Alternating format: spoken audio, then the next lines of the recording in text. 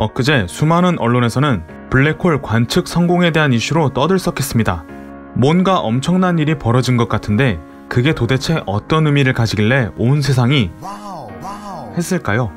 자, 그럼 그냥 지나칠 뻔한 지식이 되기 전에 제가 한번 붙잡아 보겠습니다. 블랙홀.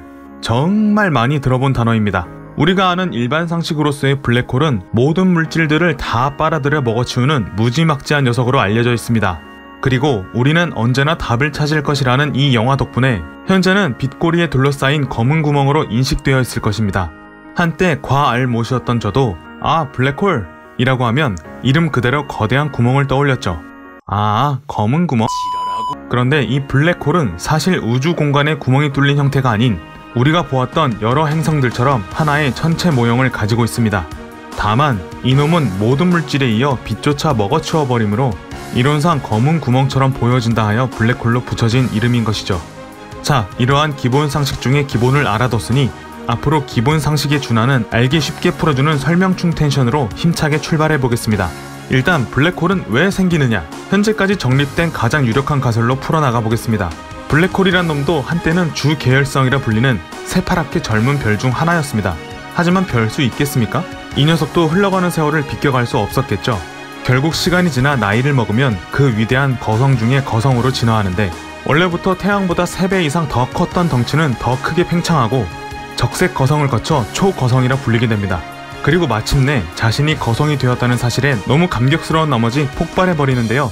너무 후려쳤나? 이 원리를 좀 진지하게 말하자면 별의 중력이 커져만 가는 팽창 속도를 따라가지 못하여 중력 붕괴 현상이 일어나는 것인데 마치 이렇게 고무줄을 길게 당겨놓고 손을 바로 뗀 직후의 상황처럼 표층의 물질들이 튕겨져 나가며 폭발해버리고 마는 것입니다. 이 폭발을 바라보던 그의 팬들은 초신성이 일어났다라고 외치기 시작했죠. 이것이 바로 초신성 폭발입니다.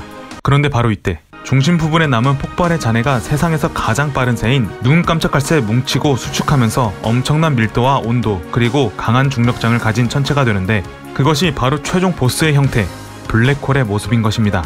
엄청난 힘을 가지게 된 녀석은 모든 것을 빨아들이고 주변의 시공간을 쥐어 비틀며 보스다운 존재를 과시합니다. 인터스텔라에서는 동그란 검은 원 주변에 빛이 번쩍이는 블랙홀을 상당히 그럴듯하게 표현했는데요.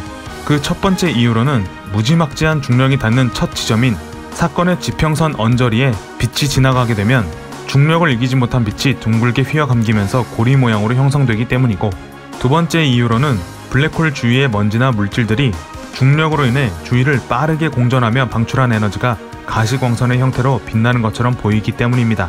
그런데 바로 이 지점입니다. 드디어 이제 나도 할 수 있습니다.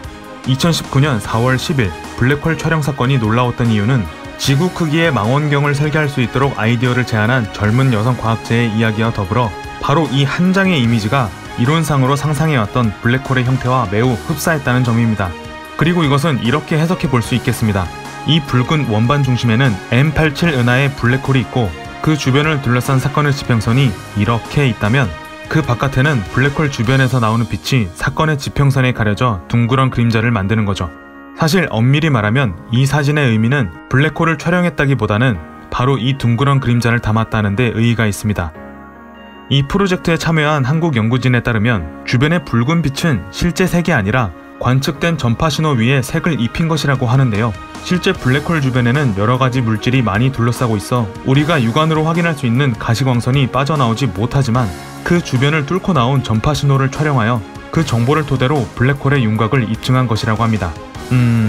뭐 어찌 되었던 간에 엄청 신기한 것은 확실하네요. 살다 블랙홀의 실루엣을 볼 줄이야 말이죠. 그런데 한편 블랙홀의 존재 유무 자체가 크게 놀라운 건 아니라는 이야기가 나올 수도 있습니다. 그간 수많은 과학자들이 블랙홀 주변의 직간접적인 상호작용을 근거로 그 존재를 입증해왔고, 덧붙여 이 관측으로 인해 화자되는 아인슈타인의 일반 상대성 이론 또한 중력바 검출기 라이고를 통해서, 그리고 블랙홀의 아래 단계인 중성자별의 관측을 통해서 충분히 입증되었으니까요. 하지만 이 시점에서 제가 개인적으로 설레는 것은 이 놀라운 발견을 위해 집요할 정도로 추적해온 우주과학의 역사, 그리고 관측의 실마리를 통해 앞으로 풀어갈 미래를 지켜볼 수 있다는 것입니다. 이렇게 인생 또 꿀잼 하나 만드는 것 아니겠습니까? 여기까지 그냥 지나칠 뻔한 지식들, 체인지 그라운드의 옥피디였습니다.